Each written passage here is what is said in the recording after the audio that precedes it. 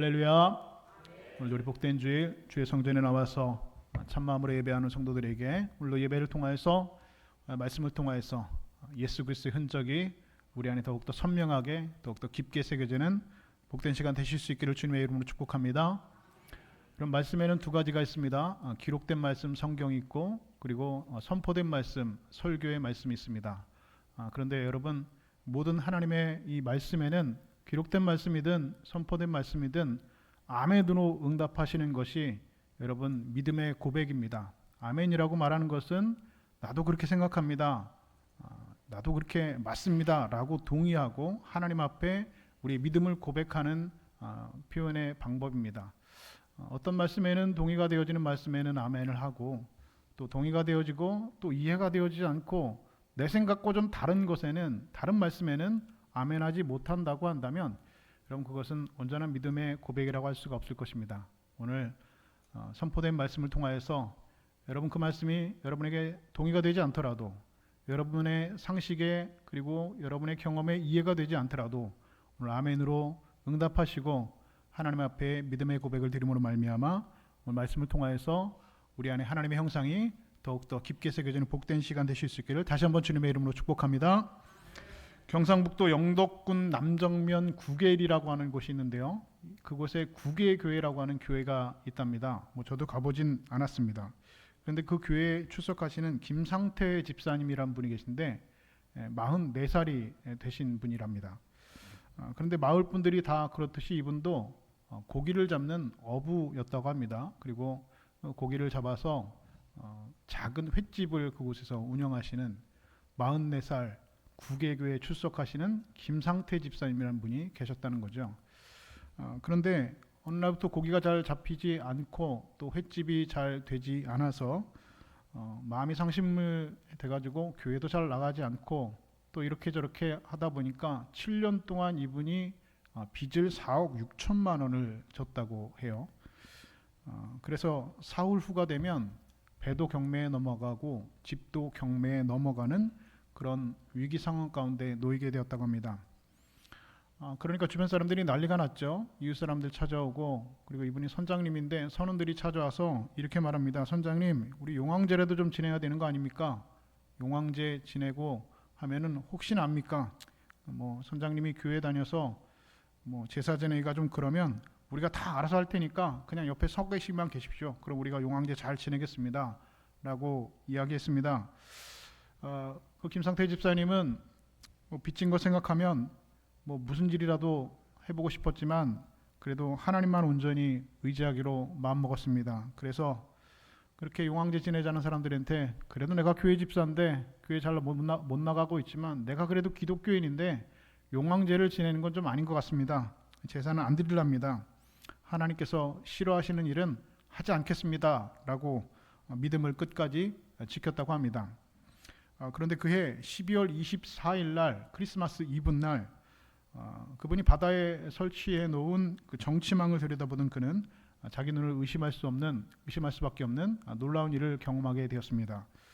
여러분, 정치망이라는 것이 여러분 뭔지 들어보셨는지요? 저도 정치망이라는 것이 이번에 어떤 그물인지 처음 알게 되었는데, 이 정치망은 바다에 그물을 쳐놓고 그 안에 자연스럽게 물고기가 들어와서 그물로 물고기를 잡는 방법을 정치망이라고 한답니다. 그런데 그가 설치해놓은 정치망 안에 그날 아침에 가서 보니까 5천 마리의 방어떼가 가득 들어와 있었다는 것입니다. 정치망 안으로 물고기가 들어가려면 그 직경 25m의 입구를 통과해서 길이 160m의 그 통로를 지나서 마지막 직경 1m의 수문을 지나야지 고기가 마지막으로 정치망 안까지 들어올 수 있다는 겁니다. 그러니까 이 그물이 점점 좁혀지면서 이 어장 안에, 그 그물 안에 고기가 갇히는 것이기 때문에 마지막 입구는 굉장히 좁다는 것이죠. 그런데 산술적으로 구멍 안에, 이 구멍을 통해서 방어 5천 마리가 밤사이에 그 어장 안에 들어가려고 한다면 밤새워서 방어떼가 한 줄로 들어가야지 가능한 일이라는 겁니다. 그런데 그 어장 옆에도 다른 사람이 쳐놓은 그 많은 정치망들이 있었는데 다른 정치망에는 한 마리의 방어떼도 들어가지 않고 이 집사님이 쳐놓은 정치망에 방어떼가 5천 마리가 밤사이 줄을 나란히 서가지고 차례대로 들어와서 그 안에 갇혀 있었다는 것이죠.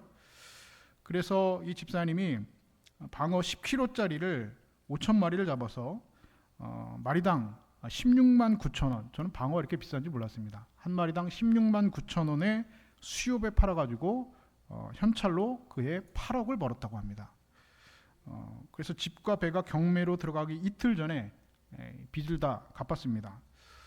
4억 6천만 원이 빚이었으니까 8억 벌고 여러분 돈이 남았죠. 그래서 이분이 11조도 하고 감사한금도 하나님 앞에 드렸습니다. 그리고 또 생각해 보니까 20년 동안 교회 지붕 수리도 못한 게 마음이 쓰여서 교회를 수리해야 되겠다고 마음을 결심만 하고 아직 결심만 하고 아직 시작을 못 하고 있었을 때에 한 달 뒤에 또 놀라운 일이 일어났습니다.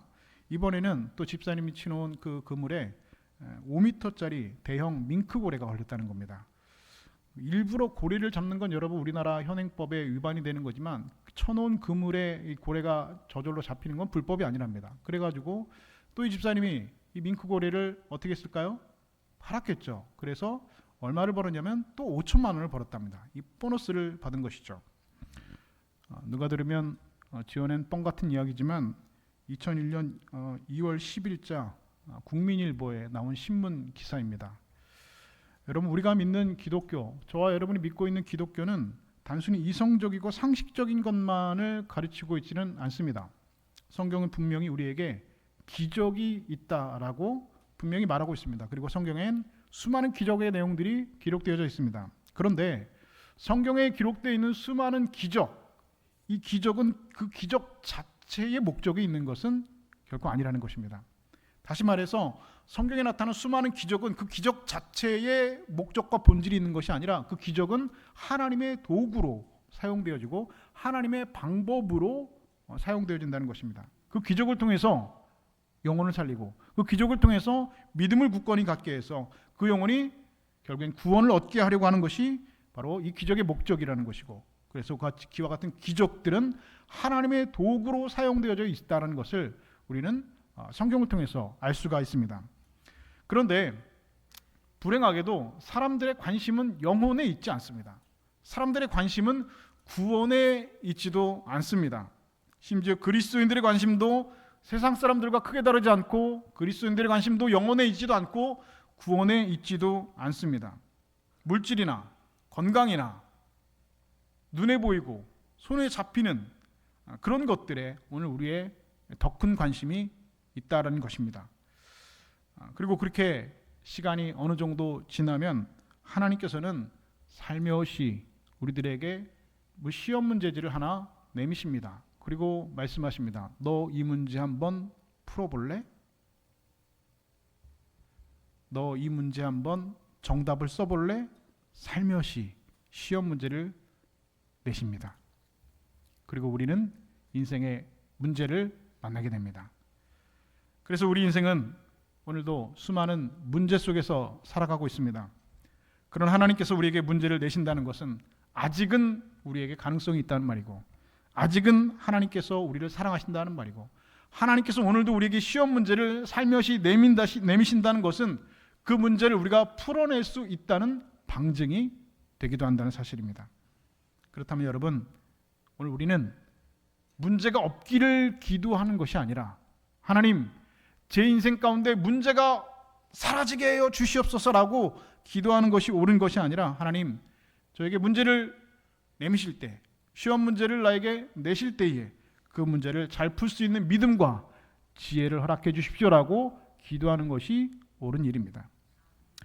오늘 우리는 하나님께서 우리에게 보내신 수많은 문제 속에서 살아갑니다. 너 이 시험 문제 풀어볼래 하면서 수많은 문제들을 우리 하나님께서 정답을 요구하십니다. 부모님들은 자녀 문제로, 자녀들은 공부 문제, 청년들은 취업 문제, 노인들은 건강 문제, 교인들은 신앙 문제, 사업하시는 분들은 무슨 문제?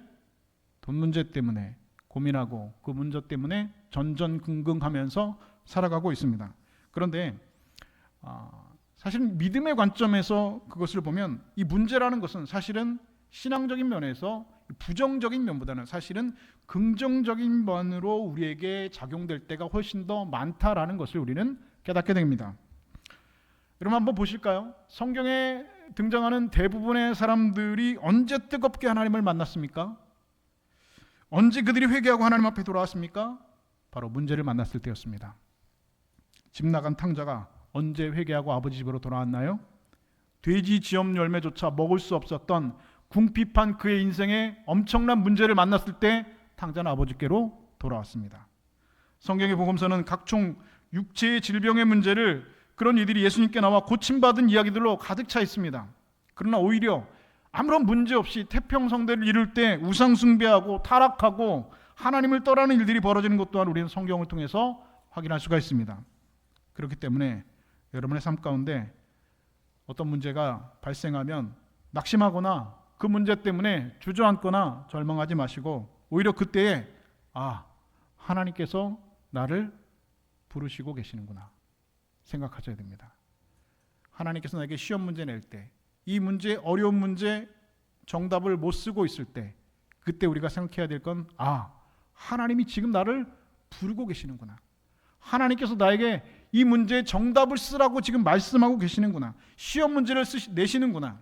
그럼 이 문제를 가지고 내가 하나님을 만나야겠구나. 하나님께서 풀 수 없는 문제를 주신 것이 아니라 내가 풀 수 있는 문제를 주셨으니까 이 문제의 정답을 잘 써서 하나님께 칭찬받고 그리고 하나님 앞에 영광 돌려야겠다라고 여러분 생각하셔야 합니다. 오늘 여러분의 인생의 그 문제가 하나님을 더욱 깊이 만나시는 기회가 되실 수 있기를 우리 주님의 이름으로 간절히 축복합니다. 오늘 본문에 기록된 혼인잔치집에도 문제는 여전히 생겨났습니다. 어떤 문제였습니까? 이 혼인잔치집의 가장 중요한 음식인 뭐가 떨어졌다고요? 포도주가 떨어진 문제였습니다. 여러분, 유대인의 결혼잔치에서 가장 중요한 음식은 포도주입니다.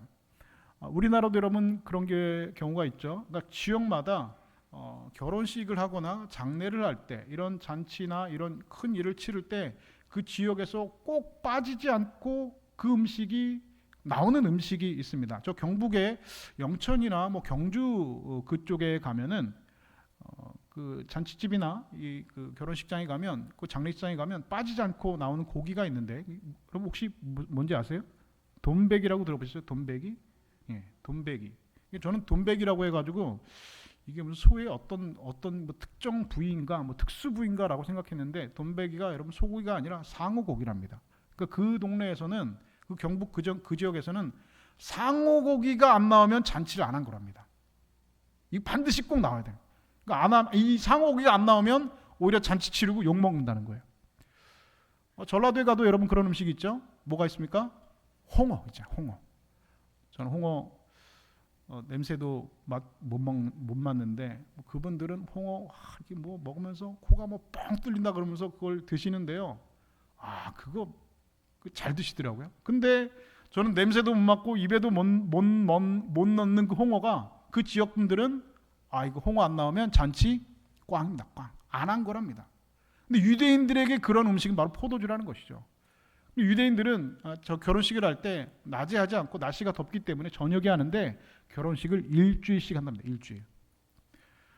요즘 우리나라 결혼식장 가보신 분 계시면 아시겠지만, 여러분 우리나라 결혼식 여러분 얼마나 하죠? 한 30분이면 끝납니다. 빠르면 25분에도 끝낼 수가 있습니다.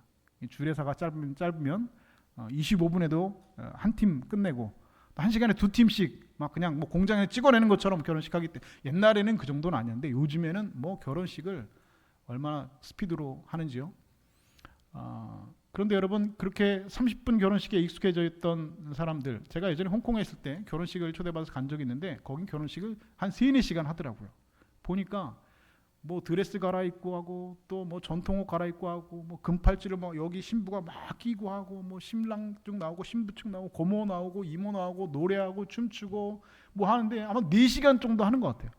제가 거기 앉아 있는데, 결혼식에서 한 30분이 끝날 줄 알고 생각하고 앉아 있는데 4시간 하는 거예요. 너무 힘들더라고요.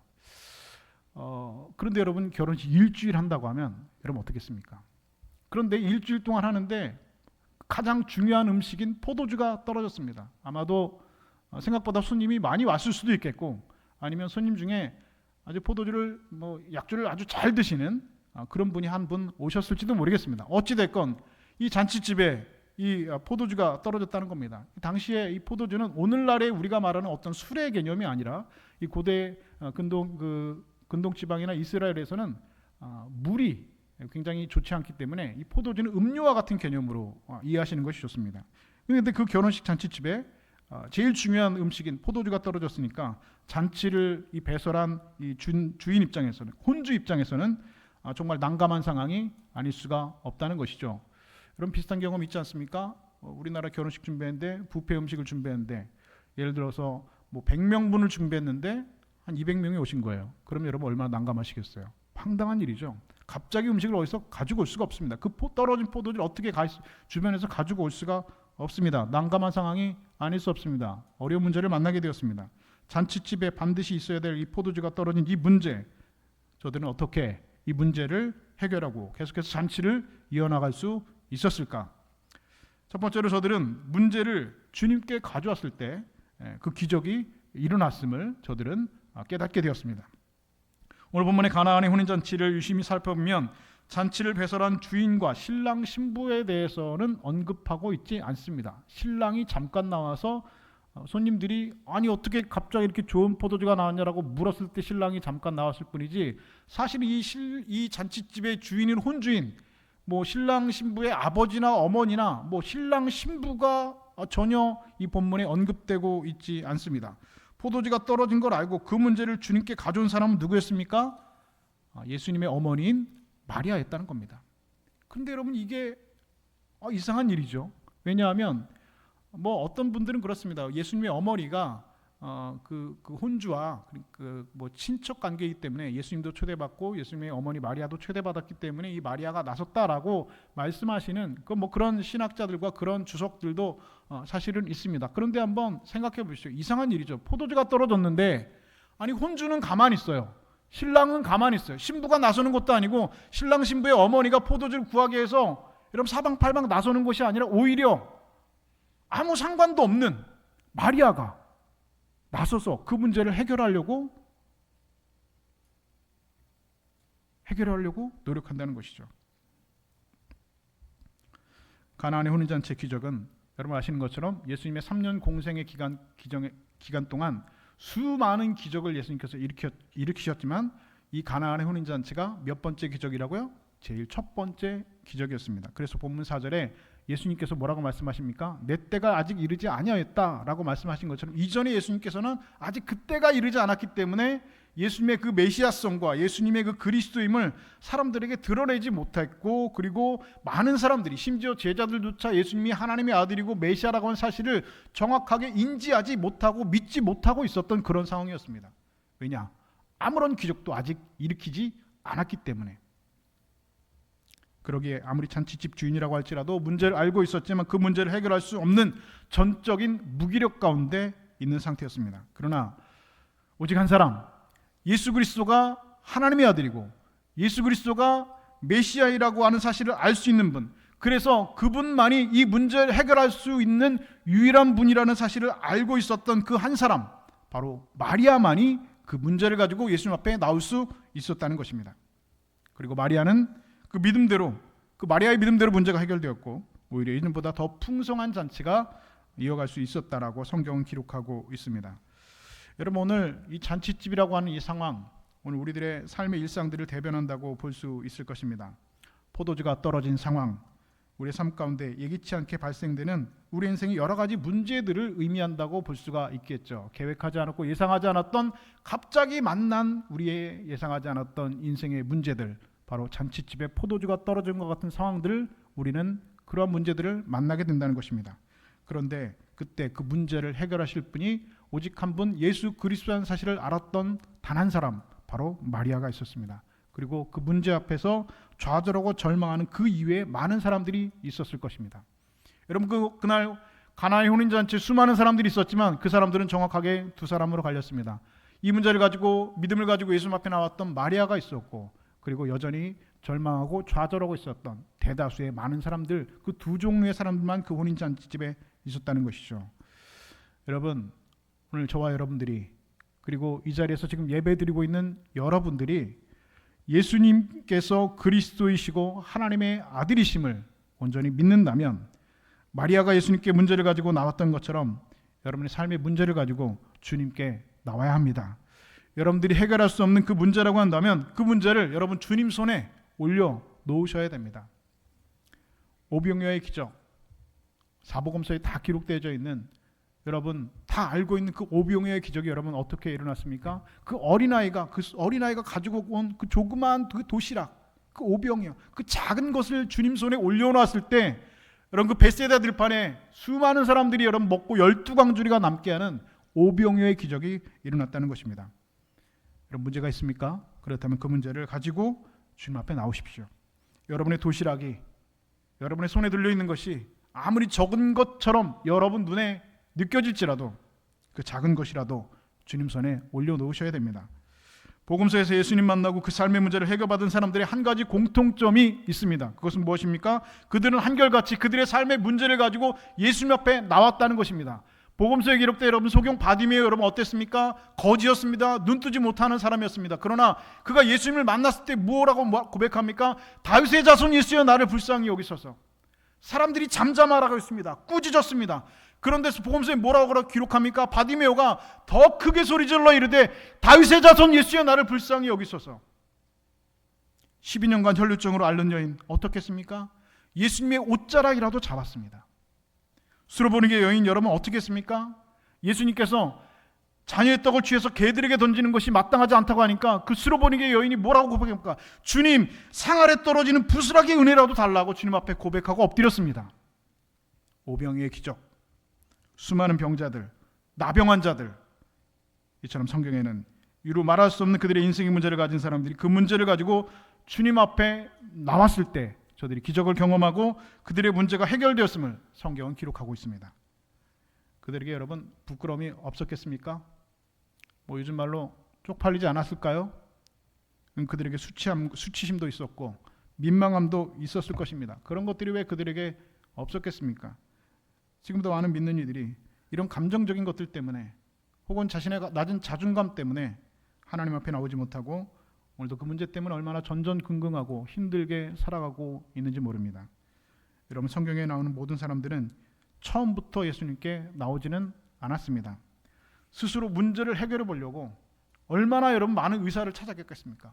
얼마나 많은 사람들에게 도움을 구했겠습니까? 얼마나 여러분 많은 인간적인 노력을 저들이 했겠습니까? 그렇게 해서 사람을 만나고 의사를 만나고 인간적인 노력을 해서 그들의 삶의 문제가 해결이 됐다면 예수님께 나왔을까요?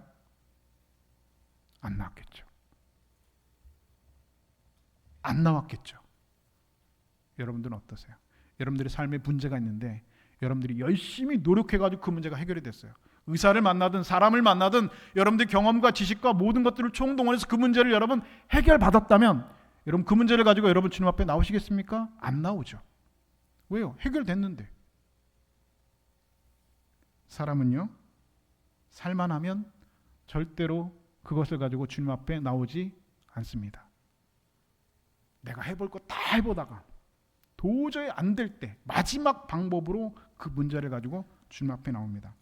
포도주가 떨어진 채로 살만하다면, 소경인 채로 살만하다면, 혈루병이 걸린 채로 살만하다면, 집에 기름이 떨어진 채로 살만하다면 절대로 주님 앞에 나오지 않는 것이 오늘 우리가 가지고 있는 인간의 본성입니다.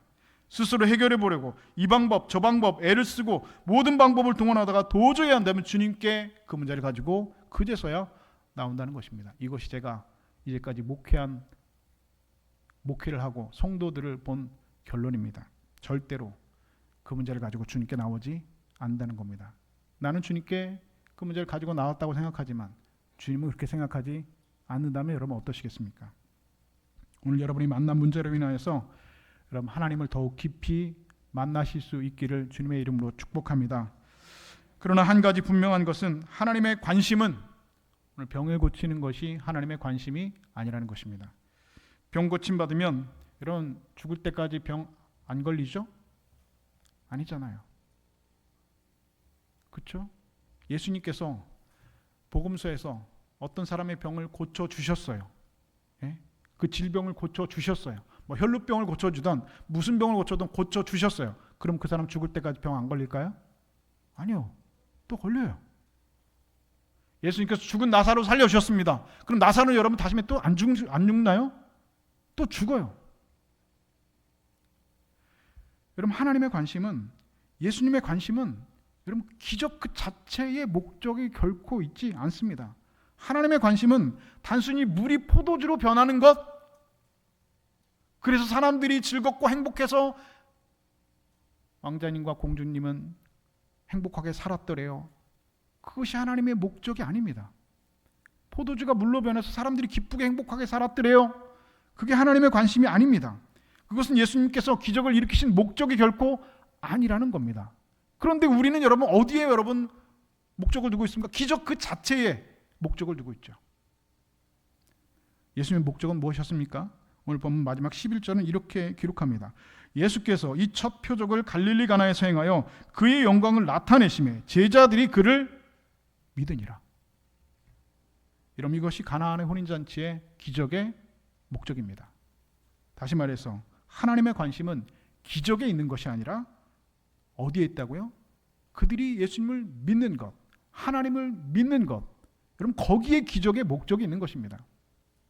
죄로 말미암아 죽을 수밖에 없는 인간이 하나님 만나서 믿음으로 구원받는 것, 만나서 여러분 그의 영혼이 사망에서 생명으로 옮겨져서 하나님 백성, 천국 백성 되는 것, 그 믿음을 얻게 되는 것, 이것이 여러분 오늘 하나님께서 기적을 베푸시는 목적입니다.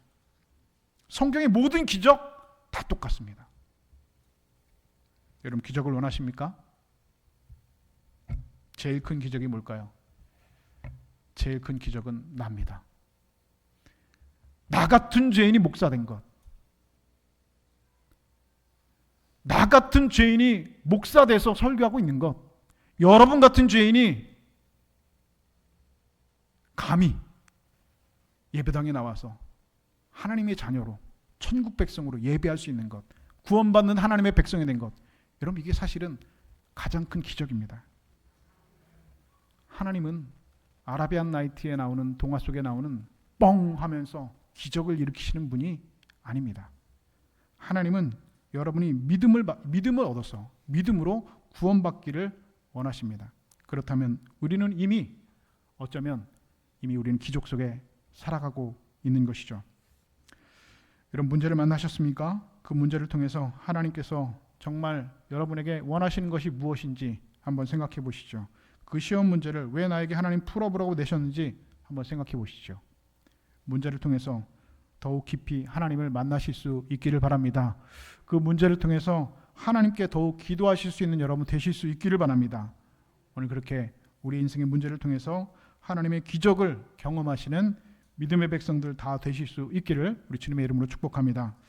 두 번째로 기적은 순종을 통해서 완성되어짐을 우리는 깨닫게 됩니다. 마리아가 예수님께서 포도주가 떨어졌다는 것을 알립니다. 그런데 5절에서 마리아는 하인들에게 이렇게 말하죠. 예수님께서 무슨 말씀하시는지 그대로 하라 라고 하인들에게 명령했습니다. 그런데 이렇게 말할 수 있는 사람은 누구입니까? 바로 확신이 있는 사람입니다. 어떤 확신이요?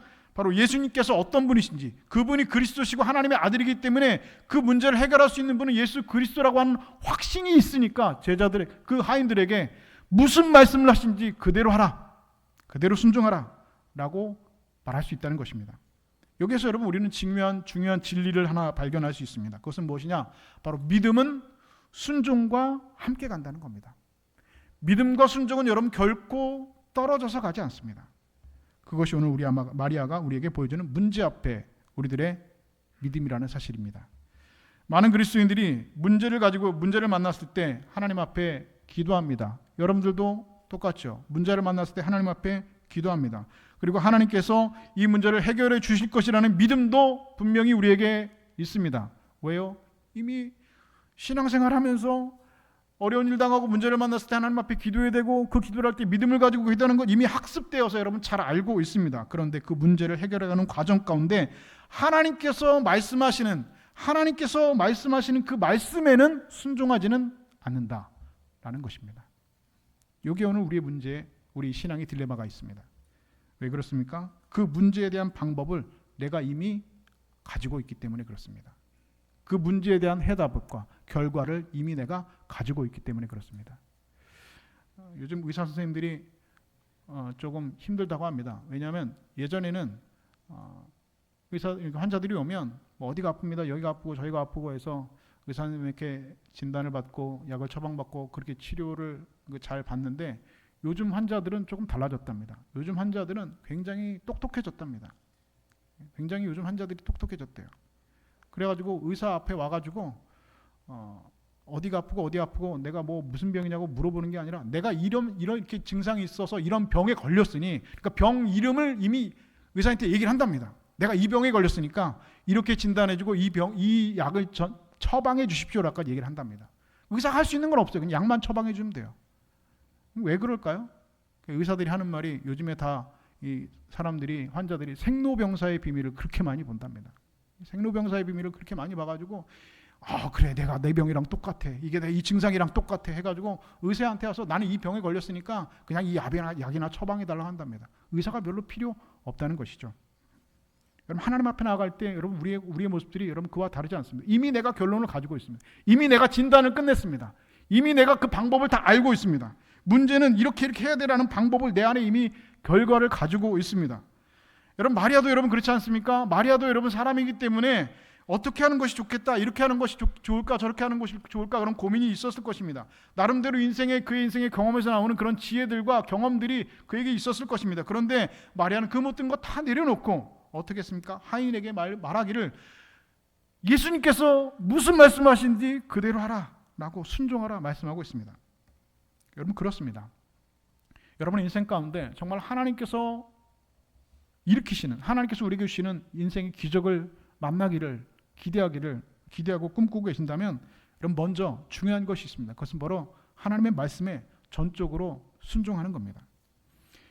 여러분의 믿음은 순종을 통해서 증명되어집니다. 믿는다고 하면서 자기가 원하는 말씀에는 순종하고 내가 이해되지 않는 말씀에 불순종한다는 것은, 여러분, 그 믿음은 온전한 믿음이라고 볼 수가 없습니다. 여러분, 믿음이라고 하는 것은 결코 사변적인 것이 아닙니다. 머릿속에서 여러분 있는 것이 아닙니다. 믿음이라고 하는 것은 반드시 순종이라고 하는 행위를 통해서 여러분 증명되어지는 겁니다. 누구에게요? 하나님에게 증명되어지고 사람들에게 증명되어지는 겁니다. 사람 믿음을 머릿속에 있는 것이라고 생각합니다. 내가 믿는다라고 여러분 사변적인 것으로 생각하기 쉽습니다. 그러나 성경은 결코 그렇게 얘기하지 않습니다. 믿음은 순종이라고 하는 행동을 통해서 증명되어지는 것입니다. 마리아의 명령을 받은 하인들, 예수님의 말씀에 절대적으로 순종했습니다. 본문 7절 8절은 이렇게 기록합니다. 예수께서 그들에게 이르시되 항아리에 물을 채우라 하신즉 아기까지 채우니 떠서 갖다 주라 하시매 갖다 주었더니. 여러분, 하인들이 이 가나안 혼인잔치집에 그 물을 갖다 주는 그 물이 여러분 무슨 물입니까? 원래 먹는 물이 아닙니다. 손 씻는 물입니다. 그런데 그 물 떠서 손님들한테 갖다 주면 여러분 그 하인들 어떻게 될까요? 아마 여러분 그 자리에서 여러분 따귀를 맞을지도 모르는 일입니다. 그런데 그 하인들은 그 말씀대로 그대로 순종했다라고 기록하고 있습니다. 그들이 그렇게 순종했을 때 전혀 이해되지도 않고 상식적이지도 않고 말도 안 되는 그 예수님의 말씀에 그대로 순종해서 그 더러운 항아리, 그 손 씻는 물, 그 더러있는 그 물을 떠가지고 그냥 갖다 준 겁니다. 말씀대로 그대로 순종을 한 겁니다. 그랬더니 여러분 그 가나안의 혼인잔치의 기적을 경험했다고 하는 것이죠. 여호수아 6장에 보면 하나님께서 여리고성을 하루에 한 바퀴씩 7번 돌아왔습니다. 그러면 그 성이 무너진다 했습니다. 상식적입니까? 전혀 상식적이지 않습니다. 이해가 됩니까? 전혀 이해되지 않습니다. 그런데 이스라엘 백성들 그 말씀에, 그 말도 안 되고 비상식적인 그 말씀에 순종했습니다. 그리고 7바퀴를 돌았을 때 그들은 여리고성이 그들의 눈앞에서 무너지는 것을 목도했다고 성경이 기록합니다. 열왕기 5장에 나아만이라고 하는 장군이 나병에 걸렸다고 했죠. 엘리사가 나아만 장군에게 뭐라고 말합니까? 요단강에 7번 들어가 씻으라. 말도 안 되는 말이죠. 무슨 우리나라에 더 깨끗하고 더 맑은 강이 있는데, 더 넓은 강인데 이 흙탕물에 7번 들어가라고? 처음에 여러분 안 들어가려고 했습니다. 왜 그렇습니까? 말도 안 되기 때문에 그렇습니다. 이해가 되지 않기 때문에, 비상식적이고 비합리적이기 때문에 그렇습니다. 그런데 나만 장군은 그 말씀에 순종했습니다. 그리고 순종했을 때 그의 나병이 깨끗하게 되었다고 성경은 기록하고 있습니다. 요한복음 21장에 밤새도록 고기를 잡지 못한 베드로에게 예수님께서 나타나셔서 이렇게 말씀하십니다. 오른편에 그물을 내리라. 그럼 베드로 직업이 뭐라고요? 어부입니다. 고기가 어디 있는지 누가 더 잘 알까요? 베드로가 훨씬 더 잘합니다. 베드로는 여러분 그 가나안 갈릴리 호수에 여러분 언제 여러분 고기가 있고 어디 가면 고기가 있는지 여러분 잘 알고 있습니다. 지금 말하는 낮에는 여러분 그물 내리면 고기 안 잡힙니다. 밤에 고기가 잡히는 거예요. 지난 밤에 그렇게 수고했는데 한 마리도 못 잡았습니다. 그런데 예수님께서 오른편에 그물 내리랍니다. 오른편에 그물 없는 거 여러분 베드로가 여러분 누구보다 잘합니다. 그런데 베드로가 뭐라고 말합니까? 주여 내가 말씀에 의지하여 그물을 내리리이다. 그리고 그물을 내렸습니다. 그 말씀에 순종했습니다. 그랬더니 그날 그물을 끌어들일 수 없을 만큼, 배가 물에 잠길 만큼 많은 고기를 낚았다라고 성경은 기록합니다. 그리고 구체적으로 그날 베드로가 잡은 고기가 153마리였다고 성경은 아주 자세하게 기록해 놓고 있습니다. 여러분, 기적은요, 순종할 때 일어납니다. 하나님이 하실 것을 믿기는 하는데 순종하지 못하기에 오늘 우리가 기적을 경험하지 못하고 있는 것은 아닐까. 오늘 우리들의 믿음이라는 것을 다시 한번 생각해 보시죠. 믿음 따로 순종 따로는 없습니다. 믿기 때문에 순종하는 것이고, 그리고 순종할 때 믿음이 진짜 믿음이 되는 겁니다. 사랑하는 여러분, 오늘 하나님께서 여러분에게 어떤 문제지를 내미셨는지요? 어떤 어려운 문제를 여러분 내셨는지요? 그렇다면 그 문제를 가지고 먼저 주님께 나아가십시오. 그리고 그 문제를 주님 손 위에 올려놓으십시오. 그리고 그 문제를 해결하실 분은 오직 예수 그리스도 한 분만이 없음을 여러분 믿으십시오. 그리고 마지막으로 그분의 말씀에 여러분 순종하십시오. 오늘도 하나님께서는 문제를 통해서 기적을 베풀어 주는 분이심을 믿으실 수 있기를 주님의 이름으로 축복합니다. 사랑하는 여러분, 오늘 우리의 삶 가운데 문제라고 하는 것은 기적의 재료가 됩니다. 그리고 문제는 하나님을 더 깊이 만나게 되는 기회가 됩니다. 그리고 하나님을 더 깊이 묵상하고 믿게 되는 기회가 됩니다. 오늘 여러분이 만나게 되는 인생의 문제, 하나님께서 내신 시험 문제에 정답을 잘 쓰셔야 됩니다. 오늘 예배에 오신 분들은 수집하신 분입니다. 잘 오신 분들입니다. 그 문제에 여러분 답을 제가 정확하게 알려드리겠습니다. 그 답은 여러분 믿음입니다. 그 답은 여러분 순종입니다. 오늘 그 믿음과 순종이 오늘 우리의 인생에, 그리고 여러분의 삶 가운데 하나님께서 우리에게 베푸시는 기적의 재료가 됨을 믿음으로 고백하신 여러분 되실 수 있기를 주의 이름으로 축복합니다. 오늘 그 믿음과 그 순종으로 말미암아 여러분의 삶의 모든 문제를 해결받는 지혜로운 백성들, 믿음의 백성들, 순종의 백성들 다 되실 수 있기를 우리 주님의 이름으로 간절히 축원드립니다.